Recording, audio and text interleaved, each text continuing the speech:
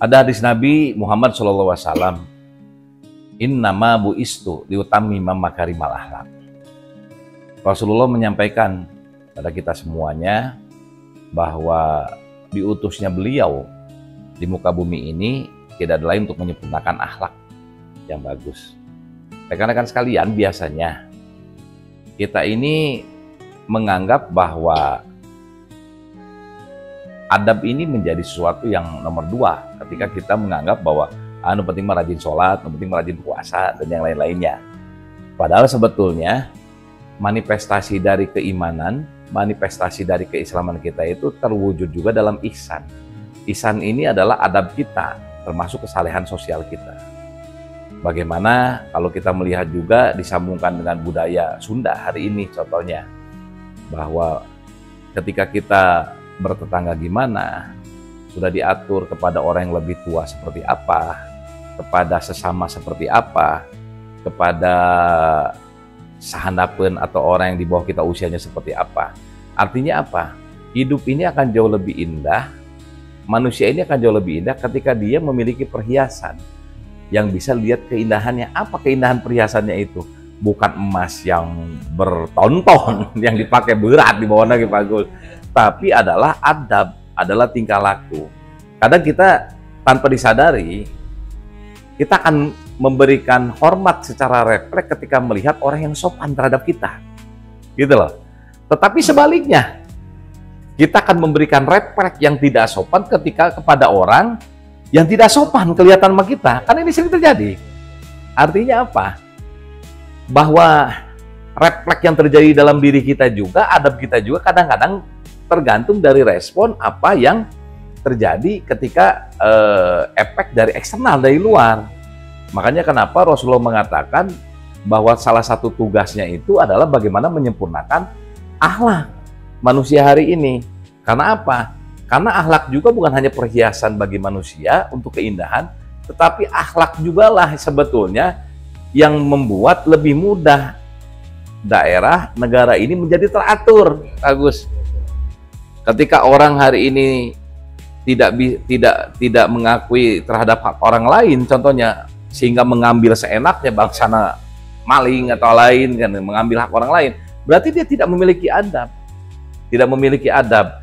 Makanya termasuk korupsi, budaya korupsi hari ini terjadi juga, Kaji, sampai ada liga korupsi nasional hari ini. Berarti memang adabnya di situ.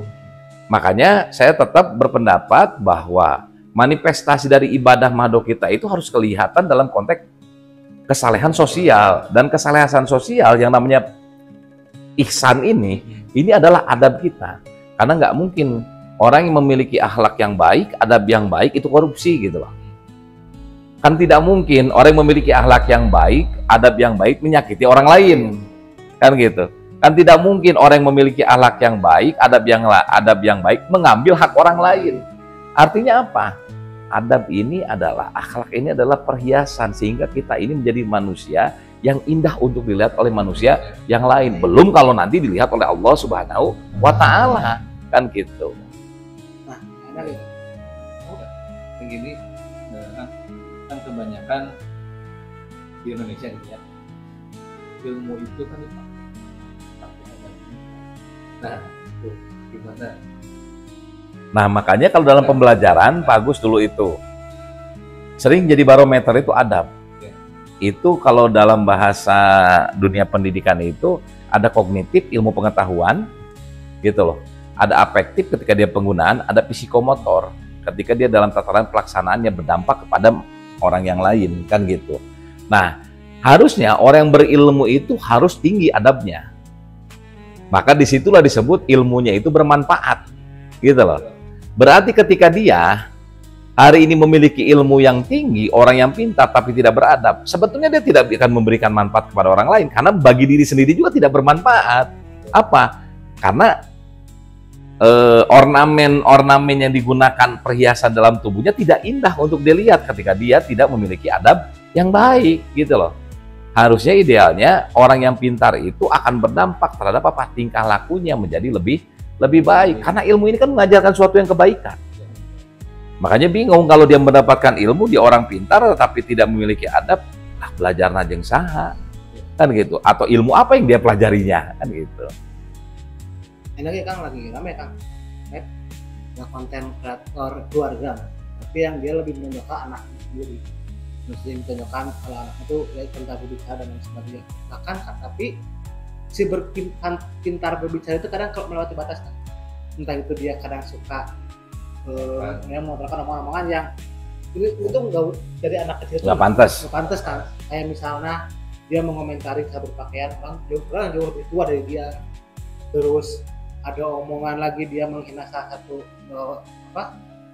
di delman, kursi delman, buku ketek, padahal dia di belakangnya dan itu ditertawakan oleh orang tuanya. Nah, ada beberapa lagi omongan dia yang kayaknya ini menyakiti aja dan nggak usah, bukan keluar dari anak kecil gitu kan.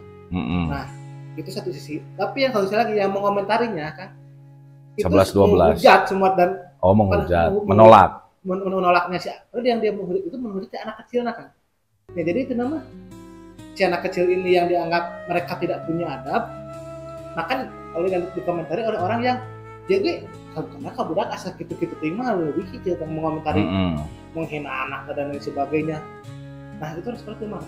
Nah inilah sebetulnya kebiasaan jelek yang hari ini kalau dibiarkan, apabila itu dilakukan oleh secara bersama, takutnya jadi tradisi, takutnya jadi budaya jelek, kan gitu.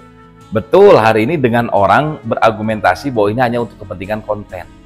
Tapi tetap ketika dia memiliki pandangan bahwa kepentingan konten, apalagi yang dilihat bisa memungkinkan dengan jutaan orang atau ratusan juta orang, maka di situ harus dijaga. Dan zaman dahulu, karakter orang Indonesia itu sangat malu kalau memunculkan aibnya. Hari ini kan berbeda. Dengan alasan konten, aibnya berani untuk dibuka. Nah, saya nggak sepakat kalau itu menjadi budaya karena belum kejadian kan gitu. Nah, takutnya kalau ini dibiarkan, kan tadi budaya itu terjadi karena tradisi. Tradisi itu terjadi karena kebiasaan yang dilakukan secara kolektif kan gitu. Takutnya ini kan bahaya negatif ini kalau menjadi budaya. Benar nggak Ajis? Orang hari ini contohnya, dulu orang akan malu kalau disebut miskin. Gitu. Mohon maaf, sekarang tanda kutip ya. Orang padahal kaya hari ini. Mampu, tapi dengan bangga ketika mau dikategorikan menjadi keluarga prasejahtera contohnya, karena ada bantuan-bantuan. Ini kan udah mulai ada bergeser gitu loh. Orang dulu ketika aib di dalam rumah tangga atau aib keluarga itu dijaga sangat rapi, gitu loh. Tapi zaman sekarang dengan alasan-alasan tertentu, ini kan pasti ada alasan tertentu, Hadis. Alasan-alasan tertentu sehingga mungkin mereka berani untuk mengungkap aib yang sebetulnya tidak pantas. Malah senang lagi kadang-kadang. Ketika budak belum waktu umur, anak-anak kecil dengan bahasa seperti orang dewasa. Apalagi sampai bisa menghujat dan keluar bahasa-bahasa kebun binatang. Gitu. Orang tuanya malah ketawa. Ini cocok dibuat jadikan konten. Janganlah. Gitu. Tetap kita ini ada budaya timur. Kita ini negara agraris. Yang di sana sudah ada karakteristik tentang religius yang muncul, tentang keagamaan yang muncul. Dan itu mencerminkan salah satu adab yang jelek. Adab yang jelek, ya jangan dijaga, jangan dipertahankan. Sama seperti hari ini, Kak Ajis. Adab yang baik untuk berpartisipasi aktif pada pemerintah itu dengan cara mengkritisi boleh, memberikan masukan juga boleh, tapi dengan cara yang baik. Ya adab yang jeleknya apa? Ya menghina. Menghina itu nggak boleh, kan gitu.